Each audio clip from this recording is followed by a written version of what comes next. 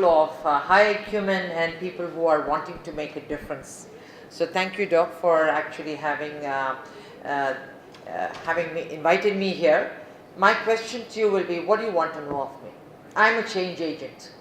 I'm not here to lecture you. I want to know what you want to do so that I can facilitate it, right? So you had Dilip giving you an idea, 1.2 billion people, 700 million in the age group that have to be employed, 200 million graduates, 500 not certified to be. So that is recognition of prior learning. To start off from there, this 200 graduates will be probably something that you want to work with, people who have a certificate. In your own colleges, how many of you are principals, directors of your colleges? How many are from industry? Colleges, please. Because I just want to know who I'm pitching to, right? Colleges, universities, right, sir. And how many of you are from industry, training industry? Anybody from here? Training providers? Training providers, right, sir. So what is it? Because one thing is we are doing is we are living in very, very exciting times. I don't understand the pessimism that we feel that India can't change. The youth, the youngsters are vibrant. They need to have a goal and we need to provide and facilitate that. So if you were in a position to make a change, what is it that you want to do? Because it's taken me 4 years to get 17 ministries together, the Indian context of a sector skill council to have a focused approach to skill development for employability. It was a war which we took, taking best practices across the world, but we did it. And now it is a time for innovation, to adopt the job roles and to implement it on the ground and see what we can do. Before I take it a little further so as to tailor it to your requirements so we can have an interactive session, anyone would like to say, what is it that you want to know from NASSCOM, the National Association of Software and Service Companies, which basically leads the IT BPM industry in the country, and I would quite be right to say globally. Today we stand with 1,500 members, large and small and multinationals included, out of an ecosystem in India of 16,000 IT BPM companies. But the revenue our members contribute to the GDP is 95% of all IT BPM revenues and 96% of the human resource. So come representing that ecosystem, what we are finding is today we are poised at $118 billion as revenue and it is on track.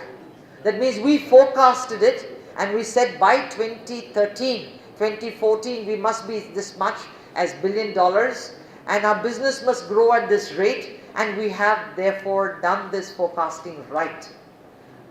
The NASSCOM McKinsey report actually gives strength to that.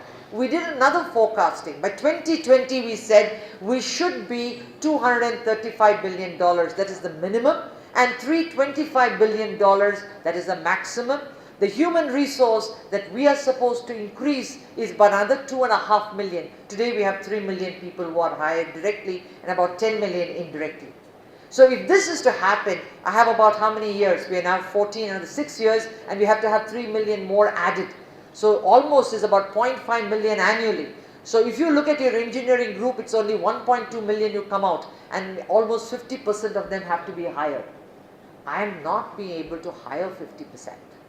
Not because they are not there, but simply there is a misunderstanding between the supply and the demand as what we require, and therefore what is being taught. Question is not alone what is being taught, the bigger question is how it is being taught. We examined all the question papers. You have the Washington Accord as one, and in the question papers we found a huge focus. I'm not looking at the IITs, the NITs, the ISC, or the so-called other smaller institutions of national importance, which is only about 10 to 15% of the total 4,500 engineering colleges. So having looked at this, we are saying, where are we going wrong? I'm using the word we. If we have so many colleges, obviously we did it because there is a requirement for that. So my question to you is, what is it in this ecosystem that you want to make a difference in the next 5 to 6 years? and what is it that this industry body, because now it's not technology alone nor engineering alone, it cuts across every other sector. Look at the sectors out here. I have automotive, I have gem and jewelry, I have furniture making, I have construction and utilities, I have got electronics, which is going heavily into chip manufacturing, I have got what do you call it, BFSI, organized retail, real estate, agriculture, healthcare, capital goods, say what you will. But why are we focusing on this 32? By 2050, this is what is going to make India, it has been predicted to be somewhere in the second in the world as an economy. The first is China. Second is supposed to be US and third India. So we said, if we were to reverse this and make ourselves the first, what should we do? And then we said we should have an organized, structured approach to education and skill development. Both are two sides of the same coin.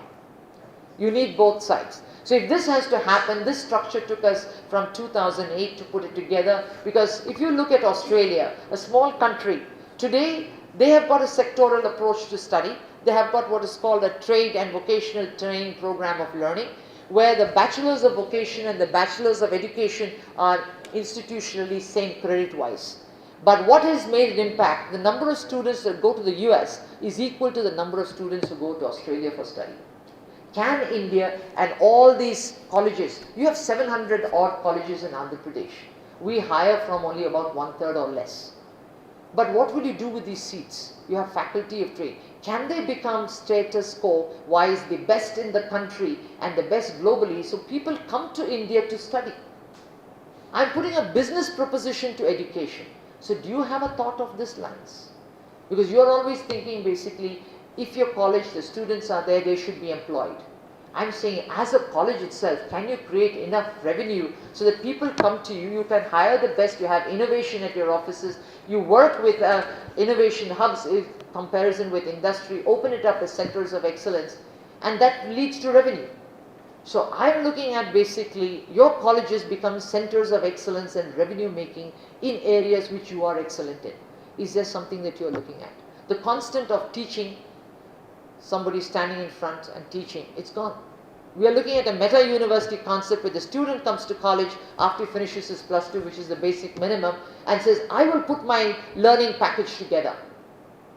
But as you as faculty and you as a college, can you actually meta-university process do it? We almost broke even with Delhi University. We put this meta-university package together, the 4-year FUPD. But that didn't somehow get the new ministry's attention.